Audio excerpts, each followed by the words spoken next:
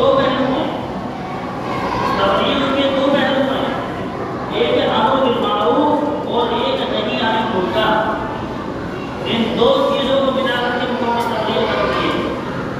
اچھائی کا حکم کرنا، جن کاموں کے کرنے کو قرآن نے کہا ہے، رسول اللہ صلی اللہ علیہ وسلم نے کہا ہے، ان کو کرنا، ان پر عمل کرنا،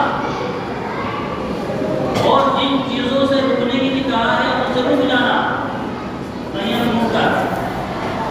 یہ شریعت کا خلاصہ۔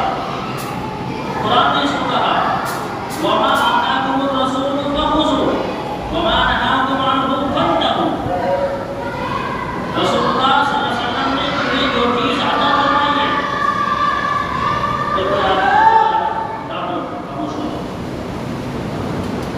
رسول اللہ صلی اللہ علیہ وسلم نے جو چیز تمہیں عطا فرمائی ہے، اس کام کے کرنے کے لیے کہا ہے، فَخُذُوهُ، اس کو اپنا لو، اس پر عمل کر لو، وَمَا نَهَاكُمْ عَنْهُ، اور تمہیں اللہ کے رسول نے جس چیز سے روکا ہے، فَانْتَهُوا، تو تم اس چیز سے باز آ جاؤ اور اس چیز سے رک جاؤ۔ تو اپنے آپ کو بچانا ہے امر بالمعروف، آپ بھی اچھی چیزوں پر، نیک اعمال کو کرے اور ان پر عمل کرے، اور برائی سے، بے حیائی سے اپنے آپ کو روکے یا اپنے آپ کو بچانا ہے۔ نمبر 2، واہنی کو، اپنے گھر والوں کو بچاؤ۔ گھر والوں کو کیسے بچایا جائے گا؟ گھر والوں کے اندر خاص طور سے نمبر 1 پر ہمارے اولاد، چاہے وہ ہمارے بیٹے ہوں چاہے وہ ہماری بیٹیاں ہوں، ان کو بچاؤ۔ ان کو عمل سے نہیں بچایا جائے گا، عمل تو انسان خود کرے گا نا، عمل تو وہ کریں گے، ان کو بچایا جائے گا مواخذہ کر کے، ان کی نگرانی کر کے، ان کو پکڑ کر کے۔ مواخذہ کا مطلب ہے پکڑ لینا۔ جو غلط کام ہمارا بچہ کر رہا ہے، غلط قدم اٹھا رہا ہے، فوراً اس کی پکڑ کی جائے، فوراً اس کو تنبیہ کی جائے، تو مواخذہ کر کے، ان کی بری باتوں کو تنبیہ کر کے اور صحیح بات ان کو بتا کر کے اپنے گھر والوں کو، یعنی اپنی اولاد کو، اپنے بیٹے بچوں کو برائی سے، گناہوں سے بچانا ہے، تاکہ وہ جہنم کا ایندھن نہ بن سکے۔ میں نے تعلیم کی بات چھیڑی تھی، کچھ باتیں میرے زبان سے ایسی نکلے گی، آپ شاید میری بات سے اتفاق نہیں کریں اور میری باتوں کو شاید آپ غلط جانیں گے، اس کی بات غلط ہے۔ دیکھیے، شریعت نے، میں نے پہلے کہا، میں نے توحید مانی، قرآن کا سب سے پہلا لفظ اللہ کے رسول کے سینے پر اترا وہ اترا ہے، پڑھو پڑھو، تعلیم حاصل کرو۔ قرآن کی پہلی وحی، قرآن کا پہلا حکم تعلیم حاصل کرنے کا ہے، لیکن اس کی کچھ حدود ہے، اس کی لائن ہے، بارڈر ہے اس کا، اس بارڈر کو تلاش کر کے تعلیم حاصل نہیں کرنی ہے۔ ایسی تعلیم جس تعلیم کو حاصل کر کے ہم یا ہمارے بچے، چاہے وہ بیٹیاں ہوں یا ہمارے بیٹے ہوں، اگر ان کے عقائد خراب ہوتے ہیں، اگر ان کے دین پر، ان کے مذہب پر ڈاکہ پڑتا ہے اور وہ بددین ہوتے ہیں اور ملحد ہوتے ہیں، تو ایسی تعلیم کو ہماری شریعت جوتے کی نوک پر رکھتی ہے، نہیں مانا۔ بچیوں کو بھی پڑھایا جائے، لڑکوں کو بھی تعلیم دی جائے، لڑکوں کو بھی تعلیم دی جائے، خاص طور سے لڑکیوں کی تعلیم کا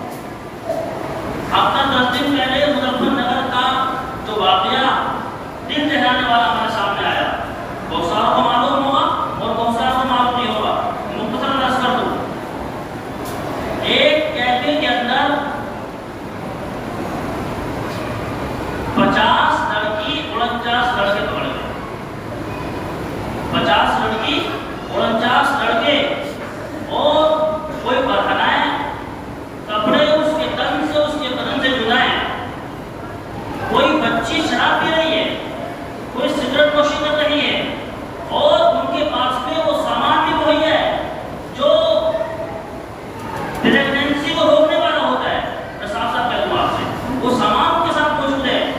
ایسے حالت میں پولیس نے جا کر کے جب چھاپا مارا ہے، ان کو پکڑا ہے۔ جب تحقیق ان کی گئی ہے تو ان میں سے زیادہ تر بچیاں وہ ہیں جو ایک عظمت کالج ہے اس کی پڑھنے والی، ایک دوسرا کالج ہے جین کالج، کچھ بچے اس کی پڑھنے والی، سارے بچے تعلیم حاصل کرنے والی ہیں۔ ماں باپ نے، گھر کے ذمہ داروں نے ان کو تعلیم حاصل کرنے کے لیے بھیجا ہے۔ جب ان کا سروے کیا گیا اور تحقیق کی گئی، 50 لڑکیوں میں سے 44 لڑکے مسلمان ہیں۔ حیرت کی بات ہوئی ہے، 50 لڑکیوں میں سے 44 لڑکے مسلمان ہیں، 49 لڑکے ہیں، 49 لڑکوں میں سے ایک لڑکا مسلم ہے اور 48 لڑکے غیر مسلم ہیں۔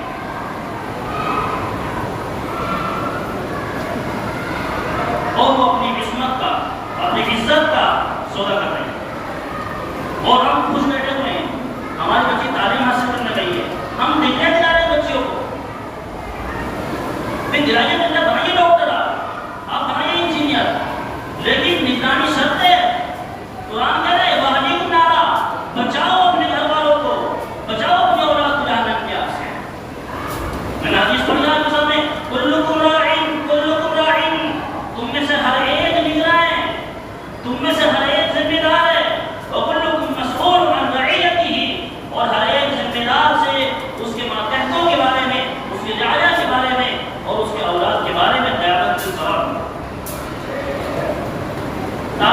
تعلیم کے نام پر بھلے عام، بغیر کسی پردے کے، بغیر کسی حجاب کے، اکیلے اپنی بچیوں کو گھروں سے باہر نکال دینا، میرے عزیزوں، میرے بزرگوں، میرے پیاروں، میرے اپنوں، یہ اسلام کی تعلیم نہیں ہے۔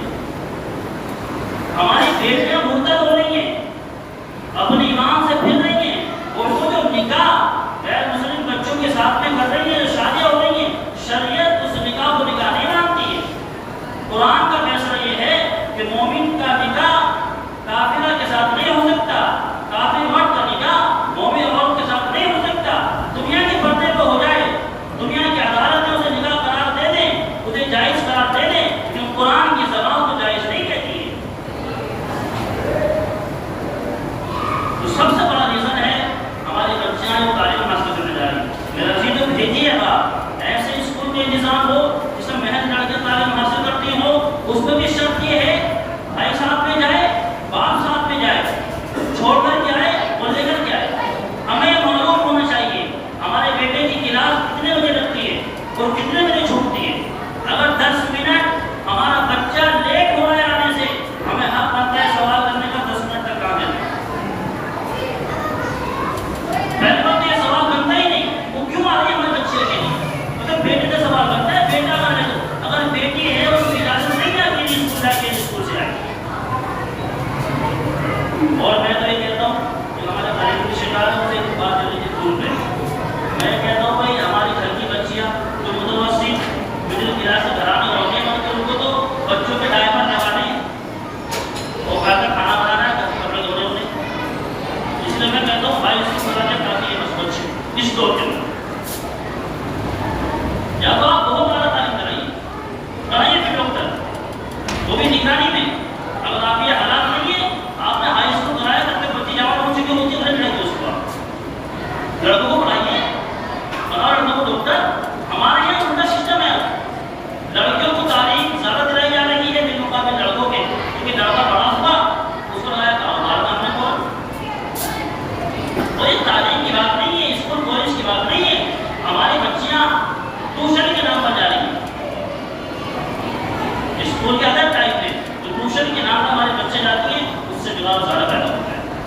ہمیں نہیں پتا کس سینٹر پہ جا رہی ہیں، ہمیں کسی جا کر دیکھا ہی نہیں، ہمیں نہیں معلوم کس کے ساتھ جا رہی ہیں، کس کے ساتھ اٹھنا بیٹھنا ہے، جس کے ساتھ پڑھ رہی ہیں، وہ جو ٹیچر ہے پڑھانے والا ہے وہ کون ہے، ہمیں تحقیق نہیں کی ہے۔ آپ کے شہر کے اندر ایک سینٹر ایسا بھی ہے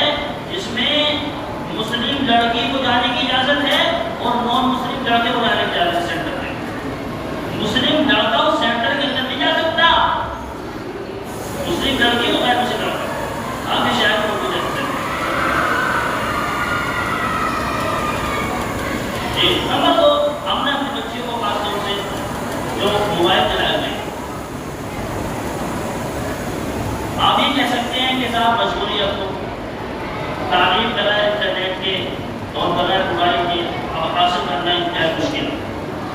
ٹھیک ہے، آپ کی بات تسلیم ہے، آپ کی بات ہمیں منظور ہے، لیکن وہ فون پر جو تعلیم حاصل کی جاتی ہے نا، وہ گھر میں بیٹھ کی جاتی ہے. کلاس میں جا کر کے فون پر تعلیم حاصل نہیں کی جاتی ہے. ایک نظام تو یہ ہونا چاہیے ہمارے بچوں کے پاس پہلے بات تو موبائل نہ ہو، اگر غیر چل سکتا ہے خاص طور سے، اگر ہے تو باہر لے کر کے نہیں جائے، نہیں تو اس سے ثابت ہو جائے نا، اس کے بعد ہے تو فون. دوسرا، گھر کے اندر موبائل اس کے پاس اس کے کام کے لیے چیزیں ضرورت کے لیے اس کے پاس موبائل ہے، وہ ضرورت اس سے پوری کرے، باقی اس کو نہ کرے. ہم نے موبائل دیے ہوئے، ہمیں پتہ ہی نہیں کس کا نمبر ہے، کس کا فون آ رہا ہے، کس کو فون کر رہی ہے، کس سے واٹس ایپ پہ چیٹنگ چل رہی ہے، کس سے فیس بک پر چل رہی ہے. فیس بک استعمال کرنے کی ضرورت نہیں ہے تعلیم والی بچی کو بھی، تعلیم حاصل کر رہی ہو اس سے کیا فائدہ ہے. گوگل استعمال کرے گی وہ. یہ ہمیں روک لگانی چاہیے.